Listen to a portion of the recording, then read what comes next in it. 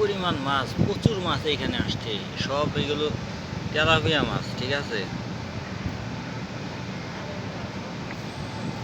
দেখা হয়তো মানে পানির ইয়ে তো, পানিটা একবার স্বচ্ছ না, ওই রকম স্বচ্ছ আছে ঠিক আছে, কিন্তু দেখেন কি পরিমাণ মাছ দৌড়াদৌড়ি করতেছে, লাফালাফি করতেছে। এইখানে শুধু মাছ আর মাছ, মনে হয় যে, কারণ এটা এখানে খাবার দেওয়া হয় মাছের, সেজন্য এইগুলো মাছ এইখানে একত্রে। দেখেন প্রচুর মাছ, প্রচুর।